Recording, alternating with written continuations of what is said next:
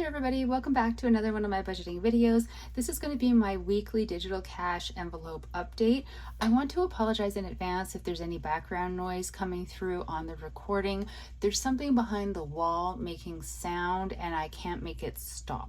So it's very loud to me, but I'm hoping it doesn't come through very much for you. If it does, I am so sorry, but there is literally nothing I can do. I've tried punching the wall, well, hitting it really, and it makes it stop for a second and then it kicks back in again. It just does this sometimes. It's a very old, very poorly built house and it has emotional problems. So we just need to work with it and how it's feeling in the moment. And apparently in the moment, it's feeling like being a troublemaker. So this is the book I use for my digital cash envelope tracking. When we left off last time, we were up here, March 1st. So my grocery category was at a negative balance of $7.61. I had nothing in miscellaneous, nothing in fun, $15.75 in physio, and $22.16 in transportation. And I was very aware that I was going to have to be very, very careful and try to spend nothing because there's no money in there. I didn't try to correct the groceries from being in a negative balance because I didn't, as far as I knew, I didn't have any grocery shopping I was going to have to do before the next payday. And since all of this money sits on a prepaid credit card, if these categories stayed in the positive, then they were sort of artificially covering the negative balance of the grocery category, because it's not like they're actually in individual, the money isn't for each category isn't in individual accounts. It all is just a lump sum on this prepaid credit card. So if one goes into a negative but the others have not, they, like I said, they artificially kind of cover that negative balance. And so the card itself is doing fine, even though I know from my tracking one of the categories is not doing fine. So I just knew that as long as I didn't do anything with these, this one would be fine because it would be covered.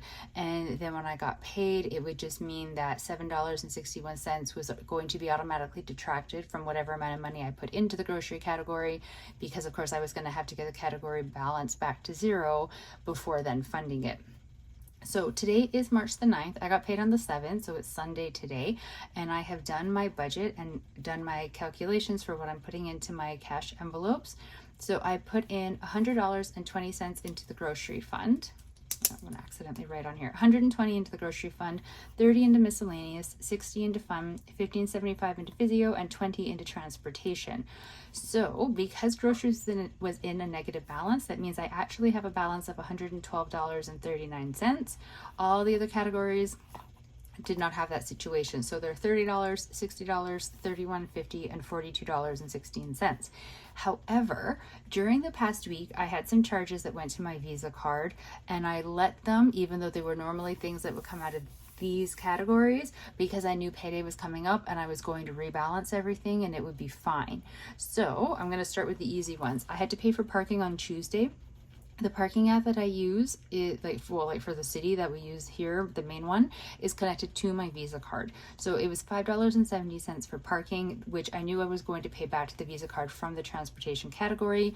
I just decided to wait until I actually did my budget and do it all on the same day as like all the other math. So from the $42.16, I took out $5.70 because that went onto the Visa card as a payment, bringing my transportation balance to $36.46. Physio is fine, fun is fine. Miscellaneous, I had put in $30, so I had a $30 balance, and the same thing, I had a charge of $110 to the Visa card from Friday that I knew was going to be paid back from this miscellaneous category, so I paid $1.10 from the miscellaneous category to my Visa card, leaving me with a balance of $28.90. Groceries, I had a balance of $112.39. I have a Visa charge to London Drugs of $34.13. I bought, what did I buy? A face lotion, toilet paper, and a Reese peanut butter egg. So they're all things that fall under the category of groceries / household. So it was $34.13. So it comes, I took that amount of money out of the grocery category to pay onto the Visa card, leaving me with $78.26 for the next 2 weeks for groceries, which is not a lot, granted. I do have a fair amount of protein though, so this is going to be money that's spent mostly on, let me think, milk, bread. I'm good for eggs. I would like to buy some puffed tofu, and fruit and vegetables basically is what this is going to be on. So I think I should be able to make it work if I'm really careful. And I do have money in the miscellaneous category that I can funnel over to groceries to help, because I'm perfectly okay with one category helping another category if it doesn't put that category into like danger. So for example, I wouldn't borrow out of physio to help pay for groceries because my physio appointments are $15.75. I cannot change the amount of my physio appointments, and I looked at my schedule and I do have one this week and one next week that I will have to pay for, so I have to have the money under this category funded to be able to pay for physio. So this one I couldn't pull from to cover because it would put it in danger, but the other ones I could. So I'll probably pull from miscellaneous to help cover groceries if I need to like cover anything a little bit. Otherwise, that is the cash envelopes. I kind of love when they're nice and easy and sorted out like that, and really it just only happens when I don't buy anything. So I guess like I really need to keep that in mind. But even with the shuffling of like having things charged at the Visa and then having to pay it back from here to the Visa, it worked out really well this time. Everything was nice and clear cut and took care of it. So maybe the trick is actually, as long as the charges happen like only the week before payday, so there isn't a huge gap of time for my brain to forget things, and then it all just gets sorted out very quickly. Maybe that's the trick. I don't know. I'll have to think about it. But this is my update for my digital cash envelopes for this week. They're sitting quite nicely. This is going to be pulled from really quickly next weekend because I have dinner with a friend, and I usually have brunch with a different friend, and like they're both on the same day. So I don't know how I'm going to make that work, but we shall see how the week goes. I'm very much looking forward to the dinner though. I don't get to see that from very often, and I don't know, it'll be fun. But this is where I'm sitting at. They're all kind of pretty average. I have a oil change for my vehicle this week, next week. It's coming up. It's in March. Normally something like that, it would be pulled from the transportation category to pay for. I'm not 100% sure that this will be enough to pay for it. So my vehicle is still under warranty, so I don't have to pay a lot when it gets the oil change.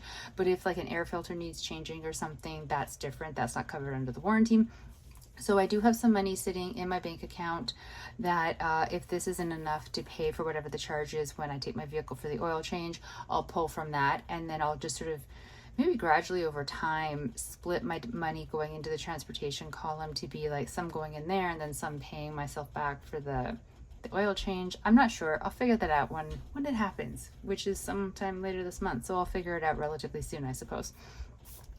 But thank you so very much for sitting with me with my weekly update for my digital cash envelopes. I do very much appreciate it. I hope your budgeting is going really well. If you're doing cash envelopes or digital cash envelopes, whatever is your preference, I hope that it is all working out for you and not causing you any confusion. I know that this video makes it seem like I have everything under control, and what do you mean confusion? But if you watch my videos, you know, usually I'm a lot more confused. So I'm very excited when I get to make the ones where I'm not confused. It's like a happy little treat. I hope everybody is doing really well out there.